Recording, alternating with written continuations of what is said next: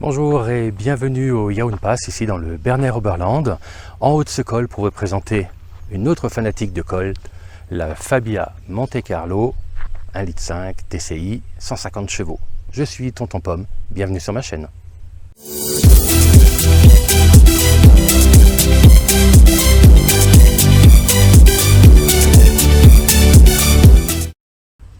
La Fabia est construite sur la plateforme la plus récente du groupe Volkswagen, qui regroupe également la Polo et la Seat Ibiza. Elle est enfin au goût du jour, avec une longueur de 4,11 m, un coffre de 380 décimètres-cubes, donc ce qui permet d'avoir un beau volume dans une voiture relativement compacte. Elle a un rayon de braquage qui est excellent pour la ville, malgré son gabarit un peu plus imposant que ses sœurs, mais là aussi au bénéfice de l'habitabilité, comme toujours chez Skoda. La Fabia, cette fois-ci, nous permet d'avoir un design un peu plus sympa pour sa 4e génération, à rapporter au modèle RS VRS qui était proposé sur l'ancienne génération et qui maintenant est disponible sur le reste de la gamme, sauf sur la gamme Fabia, qui elle propose cette définition Monte Carlo. Alors, est-ce une voiture de rallye? On va regarder ça tout de suite. Alors oui, avec 150 chevaux, elle a du répondant, elle est largement suffisante, c'est quand même le 1,5 litre TSI 4 cylindres qu'on retrouve sur l'ensemble de la gamme Volkswagen et qu'on a maintenant aussi sur la petite Fabia qui lui donne un petit peu de peps si elle n'était pas affublée avec cette boîte DSG7 qui est, à mon sens, la boîte la plus lente du marché. Mais ça, on y reviendra notamment sur l'essai routier tout à l'heure. La Fabia reste un bon véhicule économique, puisque la consommation moyenne pour moi, dans mon usage à moi, est à 5 litres au 100. Même une hybride, elle ne fait pas mieux. Allez voir une Yaris, une Colt ou une Clio hybride, on n'arrive pas sur ces résultats-là. Donc franchement, le 1,5 litre vaut le coup de se déplacer. La finition Monte Carlo, avec ses habillages noirs sur la calandre, sur les contours de vitres, ici équipés avec un toit noir également, elle a son petit caractère. Donc là, il ne faut pas l'oublier, on est sur un modèle, c'est ma voiture de tous les jours, c'est mon daily, donc qui a été légèrement modifié, puisqu'on retrouve des paupières de phare noires, les anti-brouillard jaunes, un petit liseré blanc sur les paupières de phare. On retrouve également au niveau du bouclier avant un supplément blanc qui n'existe pas d'origine. On a des très jolies jantes qui, pour le coup, sont livrés d'origine avec une espèce de disque en plastique absolument ridicule, qui, soi-disant, fait économiser un peu le carburant. Non. Donc, c'est la première chose qui a été enlevée. Donc, on a une 5 portes, bien sûr. Là, dans cette définition, on a en plus un béquet supplémentaire à l'arrière, pour lui donner une petite touche sportive en plus. Voilà. Les feux sont 100% LED à l'arrière, que ce soit les clignotants, les veilleuses, les freins, les clignotants, le feu de recul, l'anti-brouillard. On a un super petit bouclier un peu sport, alors voilà, qui a été rehaussé ici en blanc. Il n'y a pas de sortie d'échappement apparente, ce qui est un peu dommage, mais surtout dans cette finition Monte Carlo qui aurait mérité un traitement un peu plus sportif peut-être sur la ligne générale. Mais on a les montants noirs au niveau des portières, le verrouillage et l'accès main libre, donc elle a quand même pas mal d'équipements.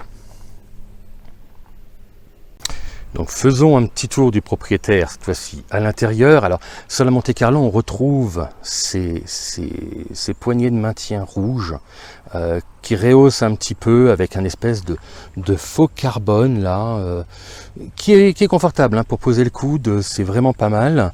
L'intérieur, donc le tableau de bord reprend le nom Fabia. Ça, je trouve ça très sympa des deux côtés. On a le volant ici, le volant 3 branches avec le régulateur, le limitateur de vitesse, des commandes également pour le système audio.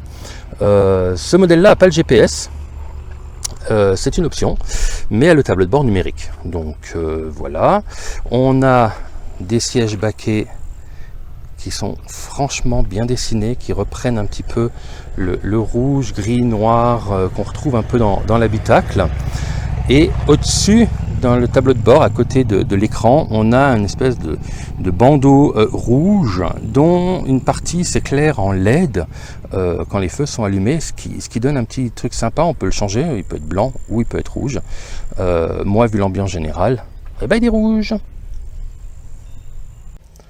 Donc cet intérieur avec une petite animation Monte Carlo au démarrage, voilà. Le tableau de bord numérique donc qui permet d'avoir différentes vues. Alors je vais allumer le moteur pour vous montrer parce que sinon il ne veut pas basculer.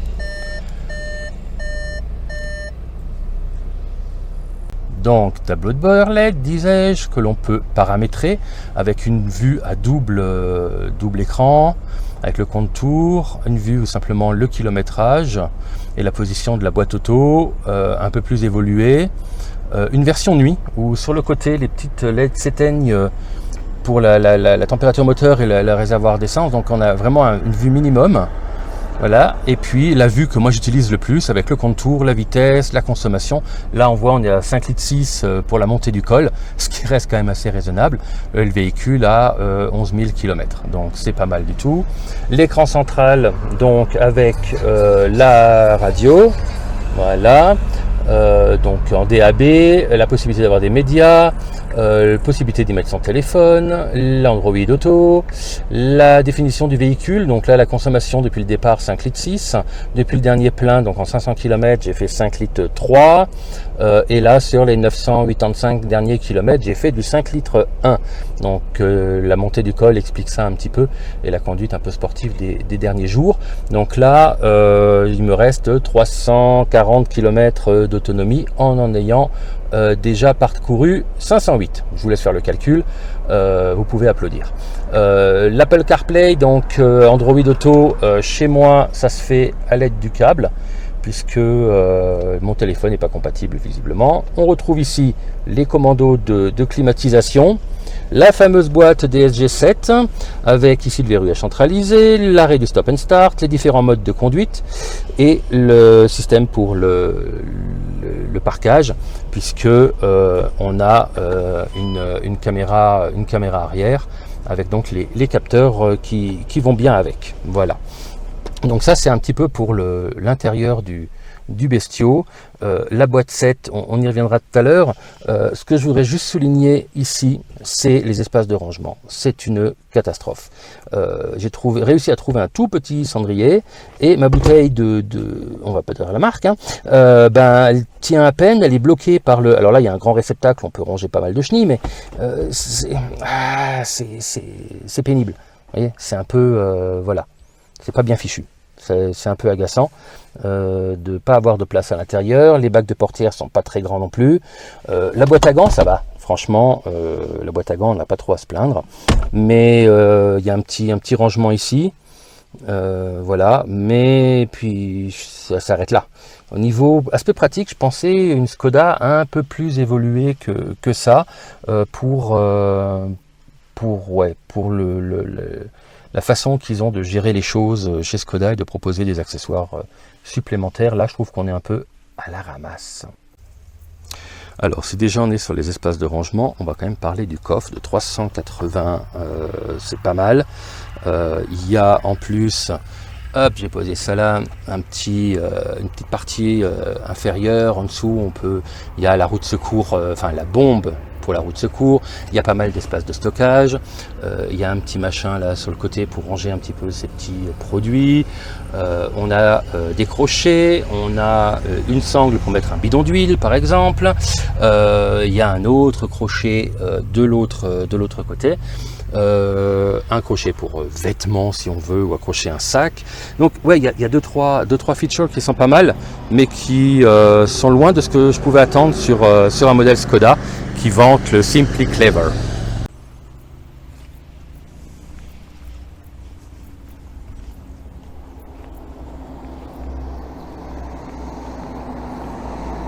Voilà, donc la ligne est sympa, quoi. Je veux dire, les feux sont LED, ce qu'ils appellent leur fameux crystal lighting.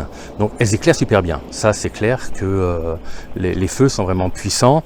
On a les feux de jour qui sont couplés avec les clignotants, un peu comme on retrouve sur une Polo, hein, qui est quand même largement plus chère. Là, on est sur un budget pour ce modèle-là en francs suisses, puisqu'on est ici.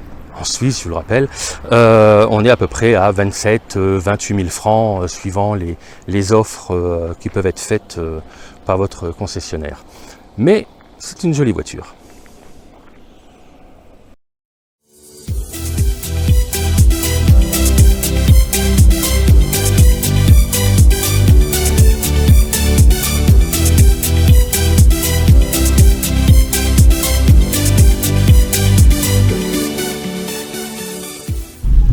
Voilà, donc on quitte le Jaun Pass. Voilà, et ces magnifiques paysages de carte postale suisse. On va jouer un peu aux touristes pendant cet essai routier. Donc, cette fameuse boîte, allez, on va tout de suite taper le sujet qui fâche. Elle n'a aucune réactivité. Vous mettez le pied à fond dedans, il y faut 1 ou 2 secondes pour comprendre que vous voulez du gaz, quoi. Une fois que la boîte rétrograde, on retrouve du punch, il n'y a pas de problème. Elle se met en seconde, elle se met en 3, on arrive à faire le job. Alors, on voit bien qu'elle a 150 chevaux, mais il lui faut du temps pour y arriver, il faut comprendre. Je ne suis pas habitué à ce genre de latence sur un véhicule qui fait 150 chevaux. Pour avoir eu une i30 en 140 chevaux boîte automatique, j'avais pas cette latence permanente de boîte de vitesse. C'est parfois dérangeant, mais ça fait partie du jeu. On est presque obligé de s'adapter à la boîte de vitesse plutôt que la boîte de vitesse s'adapte à nous. Donc voilà, c'est une boîte qui est économique, il n'y a rien à dire, voilà. Mais en même temps, on se retrouve quand même dans des situations parfois qui font un petit peu peur parce que il n'y a pas de relance. Alors j'ai volontairement maintenant mis le mode sport, voir si effectivement ça change un petit quelque chose. Oui, effectivement, je le concède, quand on est en mode sport, les vitesses restent enclenchées plus longtemps, donc elle a un peu plus de réactivité, mais c'est pas ce qu'on veut. On veut pouvoir avoir une conduite coulée sans être obligé de monter à 3000 tours en 3e pour avoir un peu de punch. En boîte normale, en utilisation normale, en drive, donc le mode classique, ça va très très bien. Par contre, en mode sport, elle garde les rapports trop longtemps, mais compense le manque de réactivité du reste. Voilà, chacun fait son choix, mais ça reste quand même une très très bonne bagnole, il faut reconnaître. Ça reste une très bonne voiture, cette petite Fabia. Est-ce qu'elle est mieux que la Polo ou que la Seat Ibiza? Sans conteste, oui. Je ne vois pas pourquoi mettre le prix d'une Polo dans un véhicule qui existe, entre guillemets, moins cher chez Skoda, qui offre un agrément et un toucher de route aux petits oignons. Franchement, là, sur la montée du Jaun, ça bouge pas. C'est un karting. Mais voilà, après Seat, on sait que la marque Seat rencontre des difficultés de positionnement et va être sans doute retirée du marché d'ici quelques années, 2 à 3 ans maximum. Donc voilà, est-ce que la solution de Skoda est finalement pas la plus judicieuse, d'avoir un beau véhicule sympa, plaisant à conduire, pour un tarif abordable, parce que ça reste abordable par rapport aux gammes de chez VW. Bon allez, vous me voyez quand même un peu, je vais pas être comme ça. Elle est bien cette voiture, elle est confortable, on est bien assis, les suspensions sont un peu fermes, ça c'est vrai, comme dans beaucoup de produits d'origine allemande, mais on est bien maintenu dans les sièges, c'est sympa, franchement, j'adore ces sièges. J'ai pris la Monte Carlo plus pour les sièges que pour la finition en elle-même, qui offre pas grand chose de plus qu'une version classique chez Skoda, mais qui a ce petit accent un peu sportif dans ses sièges, et j'avoue que ça fait du bien quand même, c'est plaisant. Donc au niveau de la ville, elle est sympa à conduire, elle est tranquille, elle est souple, elle est agréable. Les reprises valent ce qu'elles valent avec cette fameuse boîte DSG. La consommation, elle est au rendez-vous. Je veux dire, pour avoir hésité avec une Colt, qui est la copie, n'oublions pas, de la Clio, avec ce fameux 145 chevaux hybride, je m'étais dit, pourquoi pas? Après tout, c'est économique. Pour nous, en Suisse, on paye chaque année les plaques, donc une taxe sur la voiture. Donc, une plaque qui coûte, pour une hybride, dans les, on va dire, 90 francs sur le canton de Vaud, puisque c'est différent par chaque canton, hein, c'est compliqué la Suisse. Ça peut être intéressant. Là, pour la Fabia, j'en ai pour 180.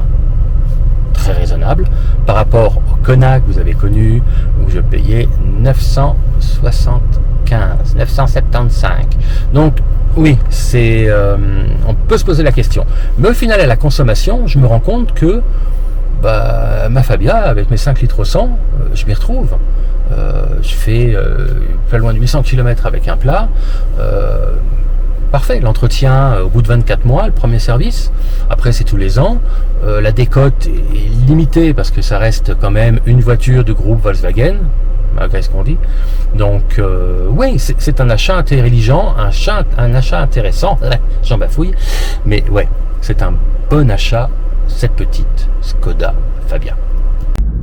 Voilà, donc là, on va mettre en application notre problème de boîte.